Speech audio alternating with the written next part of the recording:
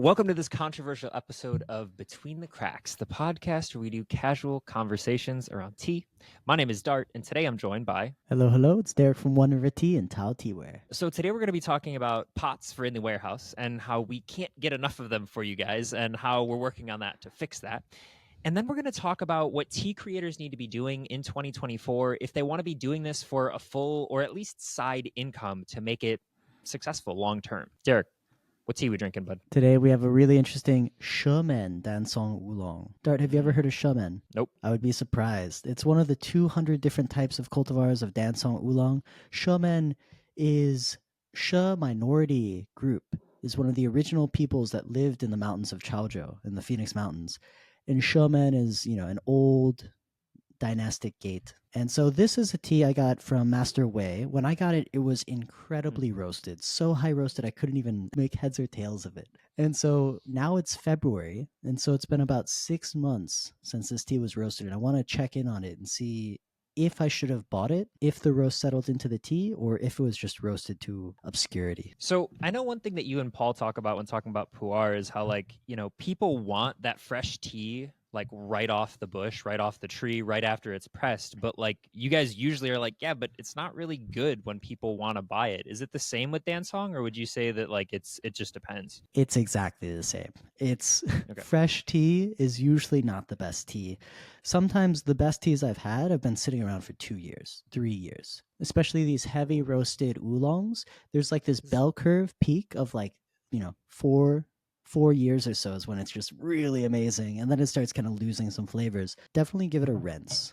Yeah, because this will be heavy roasted. We'll get some of the excess roast off. It's been sitting around for a long time as well. Oh, that lid. Oh my gosh. Dude, it's so funny because my perspective is everyone drinks Dansong and white tea, a lot, because I've known you since you've been, procuring tea and had the company. And I don't know, it's just what I'm so used to. And it's so crazy to me that there are people who haven't had Dansong or don't drink white tea every day. Yeah, I mean, I can understand the Dansong thing because there are so many different cultivars. There's over 200 different cultivars. To get a really nice Dansong, you're probably going to spend $1 per gram. It's not a very inviting tea. Yeah, it smells so good. I love when you can smell the clay and the tea at the same time. There's something romantic about back when we used to hang out in Cream's tea shop, when we would just smell the empty cups, even just after washing out the cups in the beginning. That's one thing I really enjoy drinking tea with Cream, Tong Laosher, because she's a tea head. A lot of times in China, you get these people that are tea nerds and not really tea heads, where they're really into how much did this tea cost? How rare is this tea? How good is this tea compared to your tea? Very few people are there just for the experience. And it's really nice. Tong Laosher was one of those people. So she would let you smell the cup after every single infusion. Every time there's something interesting going on, she'd get excited and share it with you, even if it was a tea you brought to her. So I think because of probably your warning, I'm brewing this really light. As soon as I put the water in, I pulled it right out and started pouring. I'm digging it so far. It does not taste heavily roasted, at least not how you described it. It was all roast. I couldn't understand, is there tea under this roast or not? Okay. We got to keep moving. We'll talk more about this. Derek will tell us more about it at the end. But for In the Warehouse this week, we want to talk about pots and how we can't get enough for you guys. We have been sourcing every single week for the last 3 months, 4 months. I literally can't remember a week before Spring Festival that we weren't getting new pots every single time Derek and I talked, which, to give some context, before that, it was once every quarter that we would be getting new pots.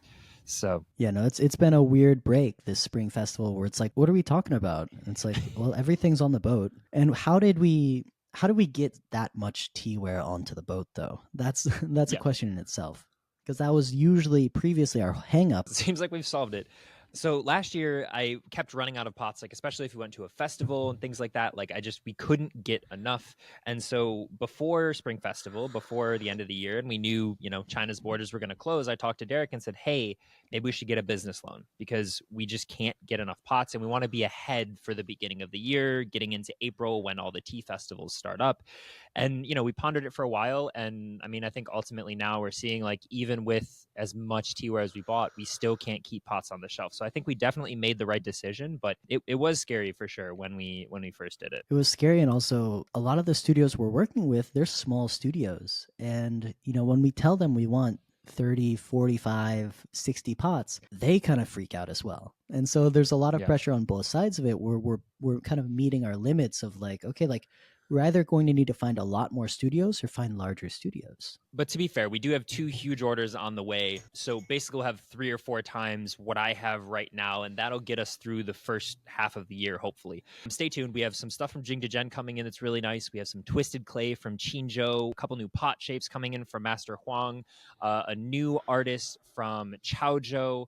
Our Chaozhou kettles are going to be back, and that's just the high-end stuff. We also have kind of raised the stakes on some of our cheaper teaware as well, wanting to get more and more value out of that same price point. Like when we looked at our $30 and $40 pots, we're like, we think we can get better for this price, and it's important that we carry those things. So yeah, I mean, it's so cool. Like the more we do this, the better we get at it. Even like finding the things in that more affordable price to find something that overperforms. We always talk about that overperformance. And what is a piece that overperforms? What does that mean, Dart? Like, yeah, so I think like, when somebody buys something, you want to get your value's worth. But I think truly to be a great business, you want to be providing more value than whatever the thing is. And I think it's the same for what our theme is going to be about later, the content you're creating, as well as products that you're selling. Like somebody should never get something and be like, oh, this isn't worth as much as I paid for it. And hopefully they actually think the opposite, right? It's worth more, an overperformer. Yeah, I mean, for example, like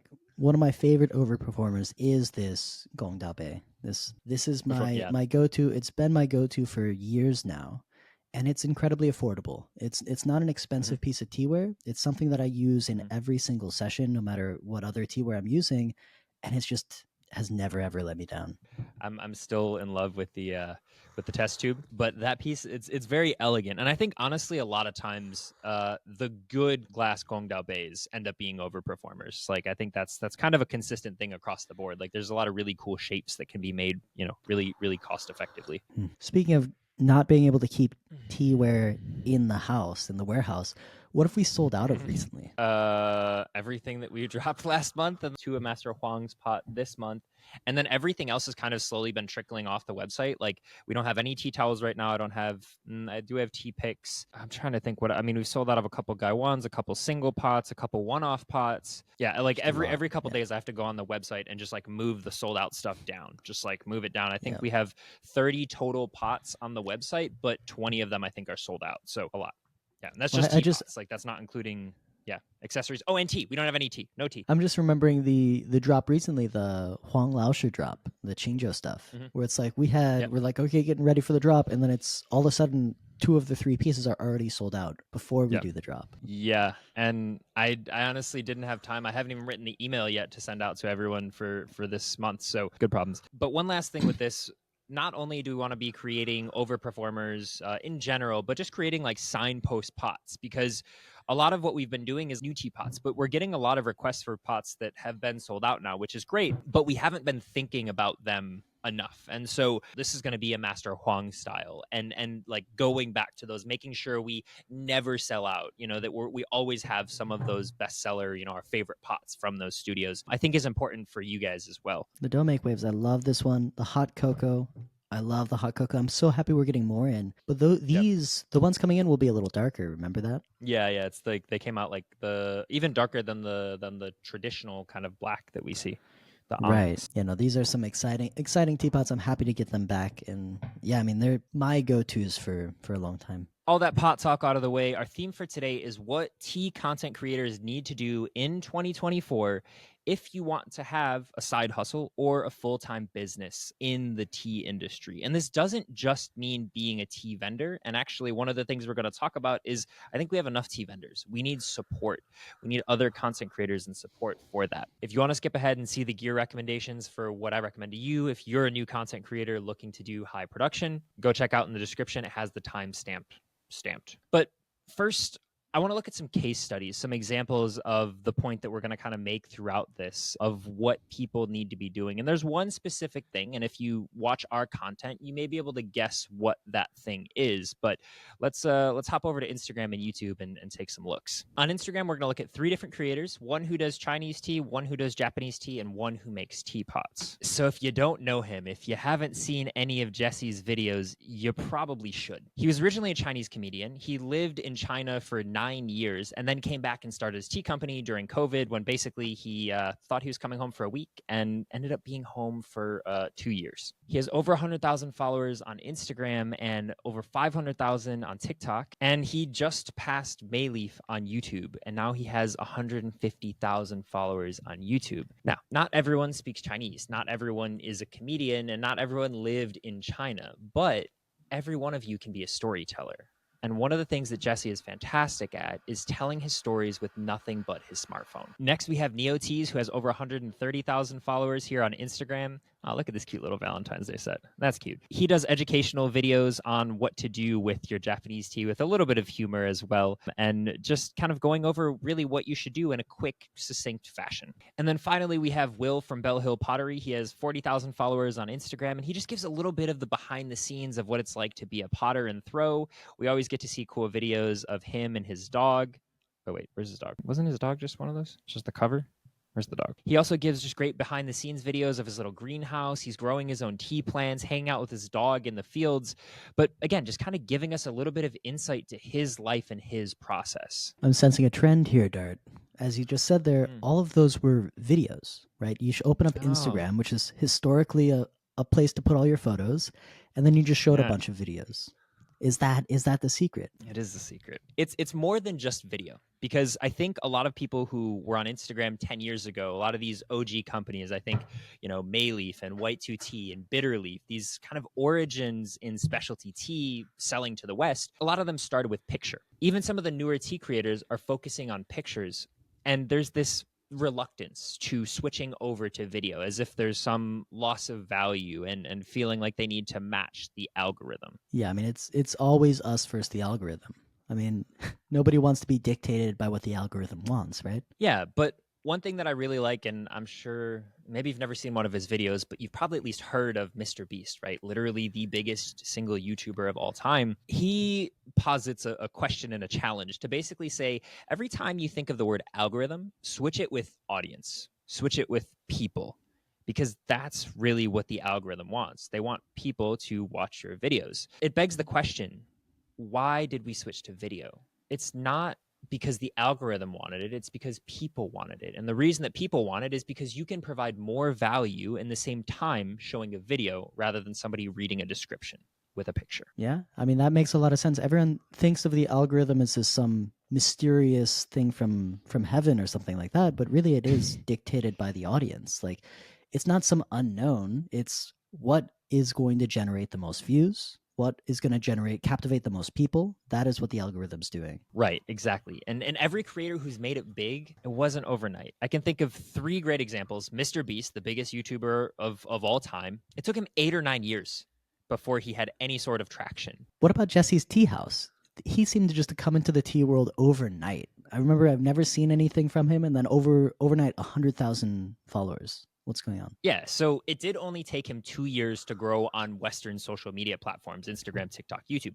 But he already had his 100,000 follower on Bilibili, China's version of YouTube, and he's already viral on Douyin, China's version of TikTok. Basically meaning he's already developed the skills to create the content, he just wasn't putting them out on an English platform. Okay, but still, having the skills to create good content, is that enough? Because, if you have 0 followers and you post a video that has, 10,000 views in Chinese media, and then you put that in Western media, is that still going to get 10,000 views? He definitely had to change style. Like, if you go back and look at his earliest TikToks, he did them in Chinese, and maybe they were just reposts from Douyin. So he definitely had to change, but I think it just shows that the skills, once you have them, are transferable. And the skills are the storytelling, are the editing, they're tangible things. It's not this random thing that is the algorithm. It's just the disconnect between people thinking that there's some magical way to do it. yes, there's a little bit of luck and some chance, but if you produce content consistently that is good, and I don't just mean high production value, I mean that is valuable to people, it will perform. Now, you said another thing there that's really key here: consistency. If you create good content consistently, and so we're not only looking at skill, we're also looking at the practice of it.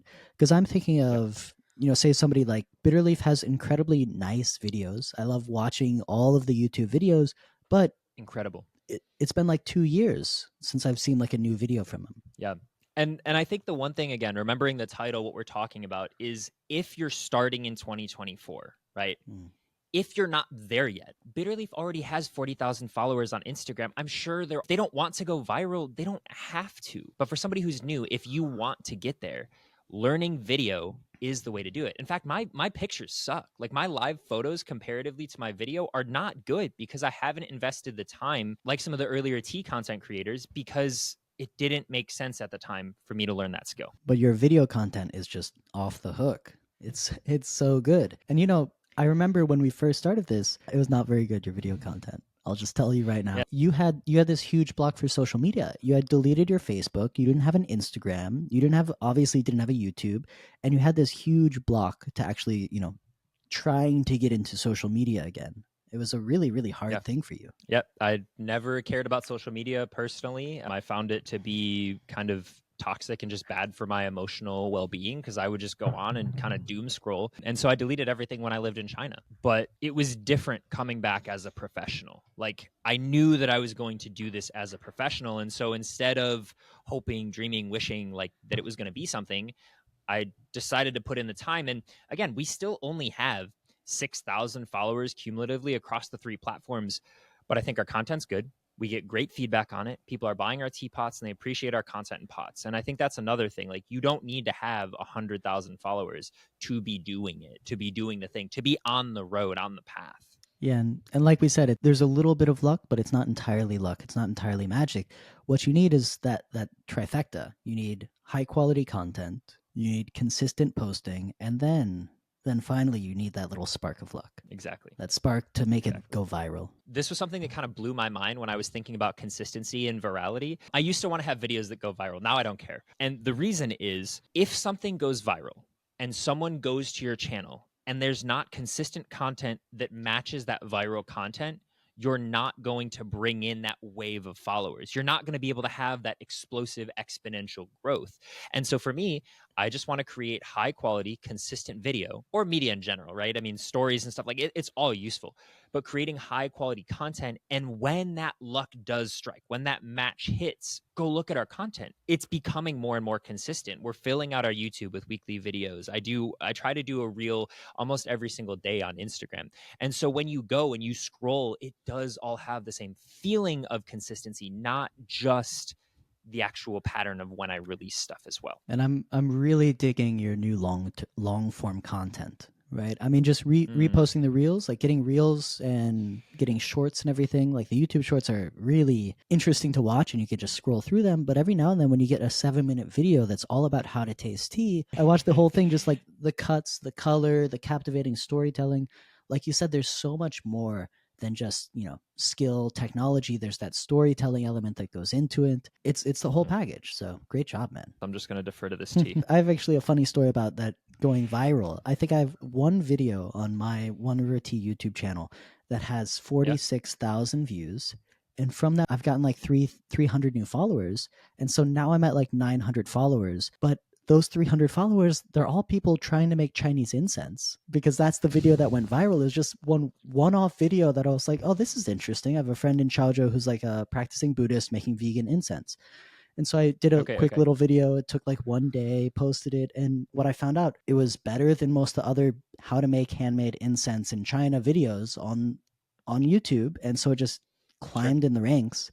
And now I'm just terrified of, those 300 people unfollowing me when I post tea photos or tea videos. The amount of hours that I have been studying keywords, trying to figure out what people actually want to search, like for YouTube videos, for all the tea reviews this year, because I'm about to buy so much tea from 20 different tea companies because people want to see tea reviews, and it's apparent, but there's not a lot out there.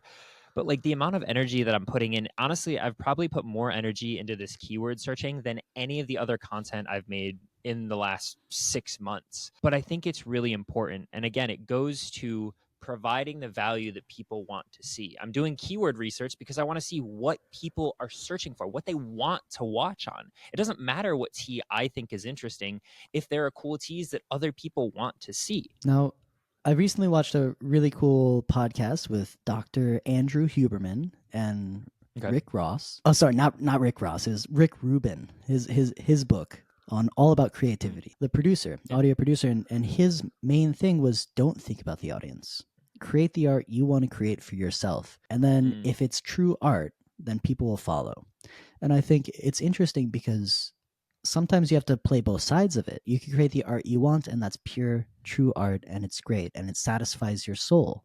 That's fantastic. And then, if it's translatable, it's translatable. Another thing you can do is do that keyword research. Find something that's useful to everyone, and then also find out what you're excited about within that range. And then create something that you love that is also very, very relevant to everyone else. Exactly. Like for example, I was looking up Pu'er blend, right? And people aren't looking for Pu'er blends, but I think Bitterleaf has some really sick blends. I think White 2T has some really cool blends. And I'm not talking about like Xiaomu and Gushu. I'm talking about like Dancehong mixed with Shopu and like white tea mixed with black tea, like really interesting things that I haven't at least seen many other people doing. I want to do a video on those or videos on those, but aged pu'er did come up. So if I can find an aged pu'er that's mixed in with those, then I can like kind of bring those things together, even though like pu'er blend isn't one of the keywords that was ranking, if that makes sense. And anyone who's looking up aged pu'er is also probably going to be interested in blends. It's still in the same space, even though it's much more interesting to me than aged pu'er tea review. Like White 2T does quite a few where he does blends, but he uses aged tea within that blend. Right. Yeah. So I think there's always going to be that back and forth between like what you want to create and what people are interested in seeing. Similar to, I've had a few friends have said, I don't want to be a bodybuilder, so I'm not going to go to the gym. It's like, well, you're not going to wake up one day and look like a bodybuilder, right? Like, I went to the gym and now I'm huge. Oh my God, I'll never go to the gym again. It's like doing drugs commercials. You smell a cigarette one time and then you're chain smoking cigarettes. Though at the same time, like that is literally addictive. Bodybuilding and everything, it takes a lot of work. And the same thing with like, oh, I don't want to be like, I don't want my videos to look like that. Or like, I don't want to create content like that. Yeah, sure. If you don't want to be a Mr. Beast, that's great. He's found the most optimized way to psychologically make people want to watch videos. That doesn't sound interesting to you. There's plenty of photographers, videographers, filmmakers. I love watching their stuff because they do art that people like.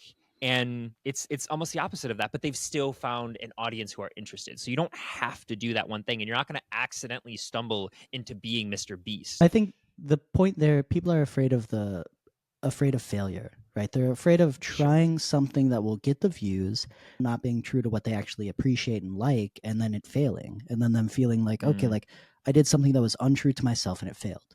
This gets back to the Rick Rubin advice where it's like, stay true to yourself, do something that you want to do, but then find it within that range of what's exciting to other people. With that being said, though, I think there's some do's and don'ts that the tea community has really struggled with in its growth over the last 3 to 5 years. And so I want to go through some of these do's and don'ts. So first do, when we're producing content, we need to be producing content that adds more value. And typically, videos are the way to do that. It's much easier for me to watch a 1-minute video where you can give me 5 minutes of information from your brain, your insight, your knowledge. We just need to start doing it more. This comes back to something I took from you that you probably read in a book where it's like, instead of getting information from a book, get information from an expert.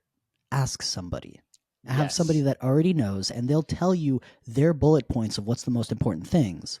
Instead of reading a book and paging through all of that information, ask somebody that's already successful with it. If you want to be good at something, he's positing that you need to find a master who you can go to and ask questions. Then you need to be able to find other primary sources that you can go to. And then finally, you need to be able to question and critique sources that you're reading and listening to. And if you can do those 3 things, you can get good in any field. I love that advice. But for me, the most salient part of it is that talk to somebody. That's why podcasts are so popular right now, because you get experts interviewing experts about really niche ideas. And so that's so much more beneficial than, yeah, reading a blog post by somebody that you don't know about their qualifications. Not to say that all blogs are bad, because there are a lot of people in the tea world still writing blogs. What do you Yeah. think about that? Like, I think we don't need more blogs. I think people aren't reading blogs. And I think if you want to be able to be sharing that information, just turn it into a video. Literally take your full blog and just be scared, get on camera and say it. Go look at my videos. They sucked in the beginning, but the pacing gets better, the storytelling gets better. And when it does, you will provide more value. yeah, I mean, that's the biggest secret behind Tea Soup. Like, everyone's like, wow, you have so much content. I'm like, these are all of the blogs that I wanted to write that I never wrote, because every time I'd write a blog, no one would read it. I'd get 3 to 5 Yep. views on my blog Yep. and hours writing it. Now I spend hours and hours doing it, and I've 11,000 plays on Spotify for Tea Soup. Like, Yeah. big difference. Huge difference. And you can only do it for so long with no results. And I think that's why, again, like it's circling around to like, if you want to have a side income or make this sustainable, right? Not just doing it. That was really long. First, we don't need you to beastify your content. Like Jesse, Connor, Mr. Beast have all shown that's the best way statistically to make content. But we just need you to do it. We don't need that beastification. We don't need 1 million views. I just want to be able to see your content. I want it to come up in my feed with your expertise on tea. And I think, honestly, like, as much as Jesse is a little controversial to some people, I think he's liberating because, like you said, he's just creating content with his smartphone. It's not like you have to do all of this great, incredible editing work in these videos. You have to buy all of this equipment. No, like, you just use your smartphone, you use your experienced storytelling. Which also brings up an interesting next don't. I don't think we need more tea companies. I don't. I think there's plenty of great tea out there. I think we need access to that information and sharing that information. And if you look, all of the content creators are big, who are popular, who have the widest reach, are pushing their own products, which is fine, which is great. Like, yeah, Jesse, sell your tea. Don, sell your tea. Like, us, sell our teapots, right? Like, I'm not going to complain about that. But there's so much room for all those bloggers to be content creators, right? Not just bloggers, where like we can actually have creators who are bigger than the companies, who are third party, right? You're getting third party references instead of me saying, hey, my stuff is good. No, listen to that guy. Like, I don't listen to me. Like, listen to the guy who's reviewing 5 teapots from Chaojo side by side, who has no skin in the game if he says my teapot's good or not. I like the idea, like, content creators could be bigger than the actual companies. And I think the tea world's a great example of that, because tea is so niche already. Like, you look at White 2 Tea Bitterleaf, like 20,000 followers on Instagram. That's not huge. Like, it's big for the tea world, but not huge for like the YouTube world. Right. Yeah, for sure. I would say like my kind of tiering and thought process in the tea industry is over 20,000. You're an A-leaguer. You've probably been around for a long time, or you're really good at making content. You're like 5 to 10,000 is like, okay, you're kind of in that like second tier, like, and then under 5,000 or like 3 to 5,000, I would say, is kind of like you're doing it part-time. People probably really like your tea or what you're producing, but you just don't have as big of a reach. None of those numbers are big. Like 20,000 was the high end, right? 20,000 is kind of like the A tier people in the tea industry. Like, that's super small on Instagram. And Jesse and Don are the only people with over 100,000 followers on YouTube. That's the smaller of the 2 awards on YouTube, right? So we're small. We're a small industry. So one way that you can go about creating content and making better content is getting insight from other industries that are bigger and who have done it before. Like, there's nowhere to look. Oh, I want to do tea reviews in video format. Nobody's done it, or nobody's doing it like very, very well on a large scale.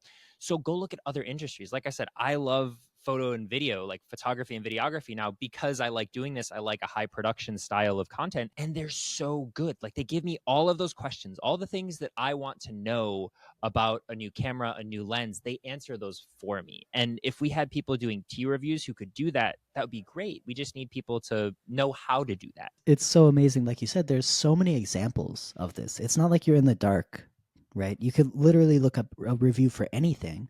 If it has a certain amount of views, look at that and then storyboard it out for yourself. Like, what are the cuts? What are the introductions? What is how? And then just copy paste. How do I put Teaware into here? You have so many resources. You have to have the ability to understand both industries to make that decision. So it's not like, oh, it's so easy, anybody could just copy it. It's like if you know a lot about tea and you can start saying like, okay, this is a high-end tea, this is a starter tea, this is what people think about when they first know, this is, you know, the teaware that people first buy, this is what problems people have with their teaware. Like you have to be able to watch that other industry's video and make that analysis. And if you can make that analysis and copy it and storyboard it, it's still going to be a completely different thing if you produce it for tea. Like, I think that's another thing too, is like, oh, I don't want to copy someone else's content. If you're doing it for tea, you're going to have those little things that will come up that are completely different, even if you start with the same script or the same outline or skeleton for your video. Yeah, no, I would say it's going to be completely different. Incredible at storyboarding, incredible at editing. I don't think you can make the same video, hands down. Like, one last don't and one last do, and this is kind of a call out. We don't need more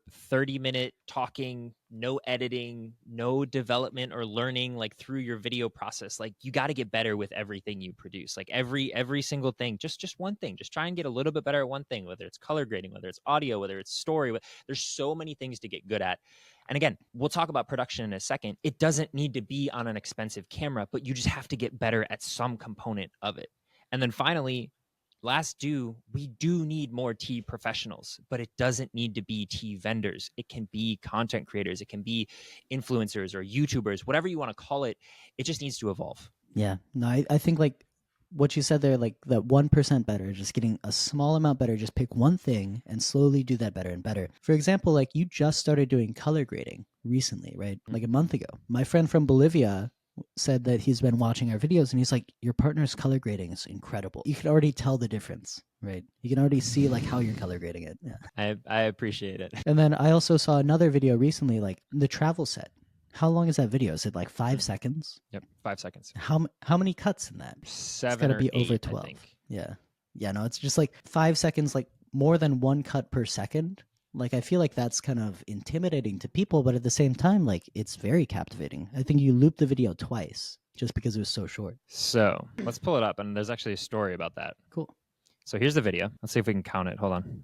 Okay. 1, 2, 3, 4, 5, 6, 7, 8, 9, 10. Okay. Yeah. Okay. Yeah. So 10 cuts in 5 seconds. So 2 cuts a second. Let's talk about the looping first, and then we'll talk about making the cuts. The looping is actually a feature of Instagram. It automatically loops. I did not realize this until I made this video. I've noticed that Reels loop twice if they're short. And I thought people take it and when they edit it, they put it up twice. They don't. Instagram's doing that so your video is longer for retention's sake, to see if people will watch it a second time. Because after the second one, it stops and it says watch again or watch something else. So what that does is get your average view percentage over 100% on shorter Reels like that. Something I never would have known if I didn't make a 5-second video. So don't be afraid to make short videos too. Yeah, statistically, what I've seen from people who do like these kind of analyses on the short form videos, 7-second and 1-minute videos are kind of the best historically. So really short and a lot of information in 7 seconds, or give me as much as you can in a minute. But the second part about that is having that many cuts. It's not just having cuts, it's learning how to control speed. One thing that I just saw on Instagram a couple days ago is actually pretty cool. It's called a smash cut, where you do a really, really fast, quick scene, and then you go to a really slow scene. Controlling that speed is extremely important, because if I just did fast, you wouldn't actually process any of it. And if I did it just slow, you'd get bored and you wouldn't stay for it. So being able to control that speed is part of that composition, and getting that feel over time. You just have to make like it's just make more videos. Okay, do's and don'ts, great. What do you actually do though if you want to get started? First, you have to make a decision. Do you want to do low production or high production? Let me show you. Jesse does low production value videos. This does not mean low quality. It means he's using a smartphone. He's not using any additional lighting. There's some shake in his footage. There's some movement. This is TikTok style, right? It's a style of creating content. It's not good or bad in and of itself. Our videos are high production value. I have more money invested in my lighting. All of the microphones and things that I'm using are much more expensive. It's a much more studio feel, and everyone likes different things. Some people prefer the style of content that Jesse's creating, and you have to make that same decision. Which one do you want to do? Because that decides how you make videos and what stuff you need to get started. I have a question. Is there a difference between editing the high quality and the low quality? right? Because Jesse still has a lot of cuts. Like, what do you think he's using to edit his videos? Yeah, so based on the text that he's using, I would guess he's probably using CapCut, which is like TikTok's editing app. It's extremely powerful. It's just a different workflow. So I don't think there's a right or a wrong. I like using Final Cut, which is just, it's a professional video editor on my computer. So it makes it a little bit slower. My workflow is different. I have to plug an SD card in, upload things, download it after, send it back to my phone. But I get more control over some of the specific composition things that I want to do and just more manual choices, which again, it's not better. It's just I want that control. So yeah, I would say if you're using a smartphone, it's probably going to be CapCut is going to be the best app to edit in. If you're using a computer, there's so many. You could use DaVinci Resolve, you can use Adobe Premiere, you can use Final Cut, you could even use iMovie, right? The free version if you have a Mac, just to get started. There's not like one right answer for editing. I think it's just getting comfortable with whichever platform you're using. What have you used as far as like a smartphone editing apps? I've seen you edit some videos on your smartphone. I used an app called Splice back when I was doing editing on my phone. And the reason that I used Splice is because I wanted to do multiple levels of overlays, and a lot of the free apps you couldn't use like multiple levels of overlays over the top. And I didn't know about CapCut at the time. I probably would just use CapCut if I were to go back and like do smartphone style editing again. If you are interested in doing the higher production value route, similar to the videos that we make, here's what I'd recommend. Most people think camera, then lights, then audio. No, buy your lights first, then your audio, then get a camera. Really? That's almost inverted. Yes. So why would you do that? So first of all, lights are what create the feeling in the scene. Controlling light is the most important thing in all of photography and videography. Composition is probably second, but like if you can control light, you can make anything look good on any smartphone. It doesn't matter. If you can control light, you can do anything. I've heard the saying where it's, oh, light's the most important because if there was no light, you wouldn't be able to see anything. And I feel like that's kind of a faulty logic. Is that true? It's true. It is true. And then second, going to audio, you need some sort of audio source, whether it's a cheap lapel mic or a mic that's boomed over the top of you. You just want something better than whatever's coming directly out of your camera or your phone. A lot of people they're walking around, they have their AirPods in, they're listening as they're on the go. Like you just want to have decent audio. And the reason that I would put it second is audio is a lot cheaper than a camera. Are lights cheaper than audio? Lights are more expensive than audio. My lighting setup right here, which we'll talk about in a minute, is lights $160, softbox is $60, my background light is $200, my rim light is $90, that stand was $40, so $400 to $500 probably for the full lighting setup. But my microphone that I was using for shorts before the one that I switched to now was a $40 microphone. This is a $200 microphone. And now the mic that I use for my shorts, but also for my YouTube videos, is a $700 microphone. But again, I was using a $50 microphone until like 3 weeks ago. And people still, thought content was great. And so, most people probably won't notice. Starting with a $50 microphone is going to be way better than buying a $4,000 camera, like when you're starting. The other reason I would say you should buy your camera last is your gear should solve your pain points and make your process more efficient. You have no idea what your pain points are when you're starting making video, unless you have prior video experience. And then the other thing with your gear is you want to make sure it's future-proofed and try and keep everything in the same system. So all of my quick release mounts are the same exact one, so I can switch any of my gear. All of my lights are the same company, so I can use an app to turn them all on and off in a second. All of my cameras and lenses are the same company. I think that's a huge point and one you don't realize until you start buying the equipment. And so if you buy everything all at once, then you're like, oh, this is incompatible with this. That's not future-proof. I don't like this. If you buy it slowly, you kind of have different thresholds of growth. And so you work with what you have until you're like, oh, I need to solve this problem. I'll solve it with this one piece. Yeah. Yep. And that was like one thing with lighting, like you can start with cheap lights, but most cheap lights aren't compatible with each other and they're also not color accurate. So it kind of gets hard with like color grading. But I mean, even aside from that, they're not compatible with each other. So like, yes, I could have got a light that was half the price of the one that's lighting my hair, but that goes to the efficiency and the friction. Like having to turn on every single light, it seems silly, but it's going to slow you down. It's going to stop you from making a video on that day where you don't feel like making it. And you don't want anything to get in the way of you making the video other than making the video. Yeah, I mean, something as silly as the quick releases. Like, I don't have quick releases yet. And now I'm like taking a photo on the tripod and I'm like, man, I would really like to get an overhead shot of this. I don't need it. Yeah. Because I'd have to unscrew it. My lights are all on quick releases on my tripods Oh, and wow. stuff too. So I can, my speed light and my key light, and literally, I think my background light is the only thing like in my studio right now that doesn't have a quick release on it. It's just you just put a plate on the bottom of it and it just pops on and off. Another thing about quick releases, I feel like I've talked to multiple people about them who are like newer content creators. And they're like, oh yeah, my tripod does have a quick release on it. You need a universal one. Your tripod one that comes with your cheap like $20 tripod will work with that tripod, but nothing else. So like these, I just buy when I need a new one, I just buy another one and put it on whatever piece of gear it is that I need it on. Those tripod ones, you'll never be able to find another one. Yeah. So compatibility, universal products. Sometimes it's worth paying a little extra for something that's, like you said, future proof. Yep. Yep. And that brings back to the camera. So one thing about the camera though, with the new iPhone, you can shoot in log, right? Correct. Does that change the game? Like, do you even need a camera? So if you go back to the first video that I made on YouTube, I tried using my iPhone and I didn't know how to use it, but there were two things that didn't exist yet: Apple Log and the Blackmagic camera app. If you want to do high production, like the style of videos that I produce, you 100% can start with an iPhone. And if the features that were available now were available then, I probably would have used my phone all year. What is Derek talking about? What is Apple Log and what is the Blackmagic camera app? So Blackmagic, they make cinema cameras, but they made an app for your phone that lets you control every single important thing that you would need to control on a camera that you can't typically control on your phone. That's shutter speed, aperture, and ISO. These three things are how you manipulate light and create different feels in a scene, your motion blur.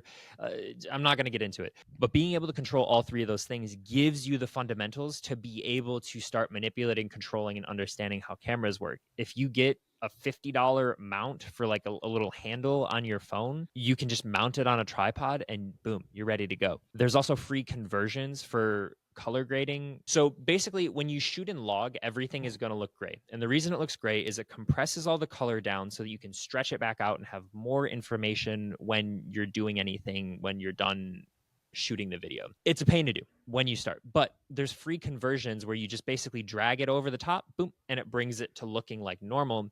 And what that does is it gives you more color to make your phone look like it's a more professional version of a camera, even though it's an iPhone. Actually, I have a video saved. $6,000 camera versus an iPhone. That grayed out version is when it's in log, that flat gray profile, and then after it's color graded. It's pretty clear. It's not that much of a difference. Like if you can produce that lighting, I don't think most people would ever notice.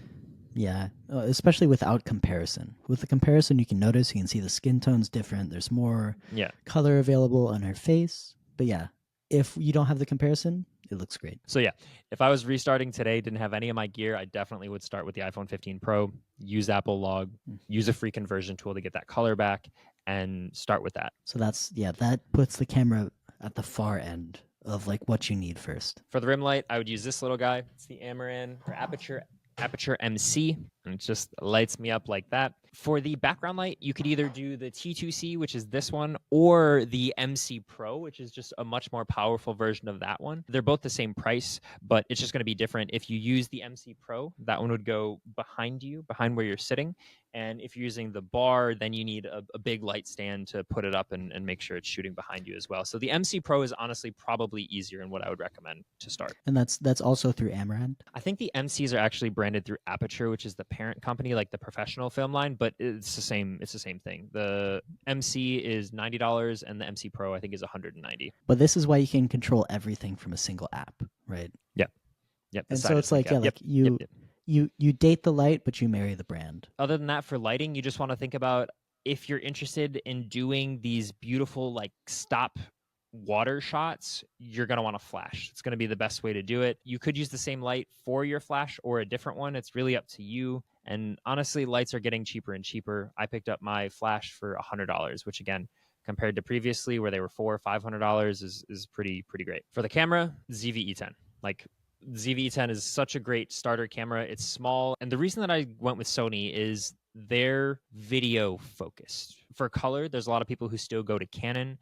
For style, there's a lot of people who still go to Fuji. But if you're shooting video, Sony just has the best video features, and also the most third-party lenses. They have the Sigmas and the Tamarons, but basically what you need to know about that is they're cheaper than the Sony lenses. The benefit to these versus other third-party lenses is Sony lets them use the electronics in the lens. So you can still do some of the really cool features. You just don't get that crispy, super fast Sony autofocus. It's the only drawback that Sony doesn't allow the third parties to use. Like what camera are you using to film right now then? I'm using the A6700 with the 15mm G 1.4. That gives me the tingles. Yeah, tingles. But I would also definitely recommend this lens is the lens to get. It's an 18 to 50 millimeter, so you can shoot your setup like this. Like I can reach my camera right in front of me, so you could shoot that at your desk. I use 24 and 28 millimeters when I'm doing my overhead shots. 35 is a little bit too tight if it's just out of frame, and then the 50 millimeter is perfect for product close-up shots. And additionally, because this has such a close minimum focusing distance, you can get super close up. Most lenses you can't get super close up unless it's a dedicated lens that's designed to get extremely close,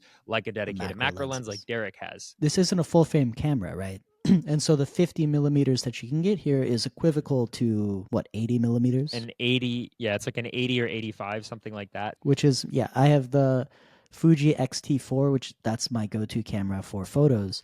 And then their 80 millimeter macro lens, but it's also a, not a full frame camera. And that minimum focus distance is so close. It's so nice, so sharp, beautiful. For the microphone, it really depends on what style of video you're going to be shooting. If you're doing a podcast, get a Shure mic. This is the MV7. This is the cheaper version. It's $250. The SM7B is $400, or the SM7DB is $500, which you don't need a preamp for. So basically, it's the same cost as if you got a preamp. So $250 or $500. If you're not doing a podcast and you're just doing shorts, the Deity D5 is a $50 microphone. Great value, great starting point. And if you want to do YouTube videos and you really want to take this seriously and like do it professionally, the Rode NTG3 is a $700 microphone, but you can typically get it on sale for between $300 and $500. So honestly, it's pretty good value considering the kind of standard YouTube mic is a Sennheiser 416, which is a $1,000 microphone that rarely goes under $700. And most people actually can't tell the difference between the NTG3 and the Sennheiser 416. Yeah, I mean, this Shure MV7 for me changed the game. Like as soon as I got this and I heard how good my voice sounds, I was like, I just want to record a podcast. And so I recorded the podcast. And so sometimes like the mic itself inspires you to create the content. The gear sometimes inspires you because you hear what it's actually going to sound like. Even on those days where I'm not excited, like to do a video, or I wake up, I shoot my videos all at 5 a.m. So I wake up before my whole family from 5 to 7. I shoot my shorts or YouTube videos. So yeah, there are days where I wake up and I'm like, I just want to go back to sleep. But as soon as I get in the studio, as soon as I turn on my lights, as soon as I get to hold my camera and stuff like that, like it's just like, yeah, let's do it. What are you using for your boom mic? Which one was that?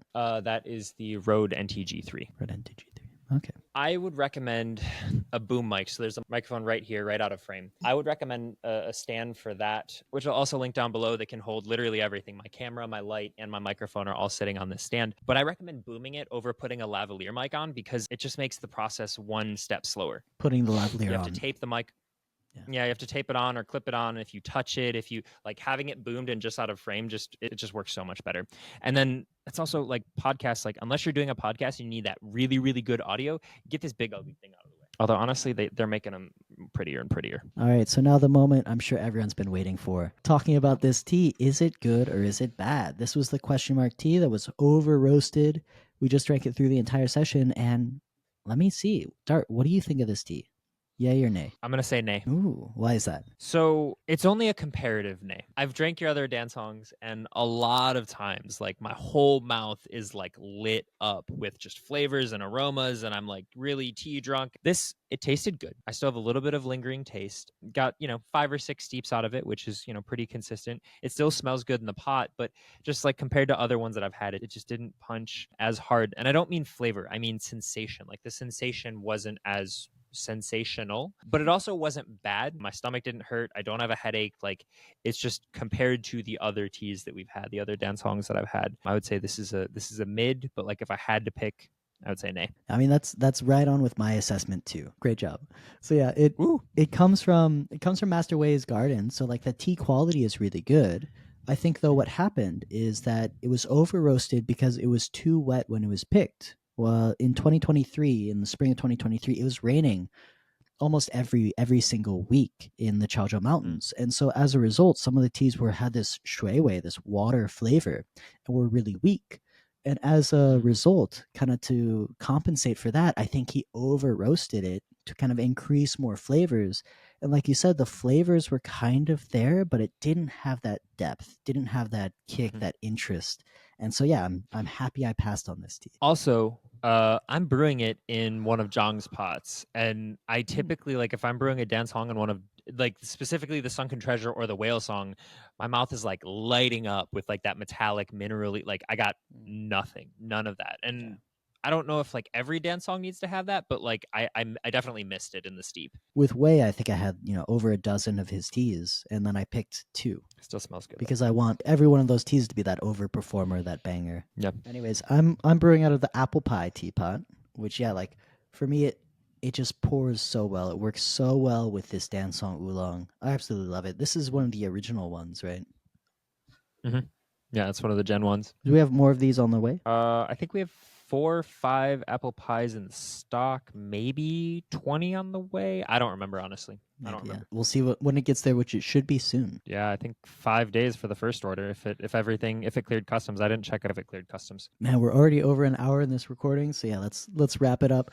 So excited. We just passed Spring Festival. It's the Year of the Dragon officially, and it's going to be a big year. Thank you guys for being interested in the teaware we're sourcing, these podcast episodes, and we have a lot of great content for you in store. Cheers.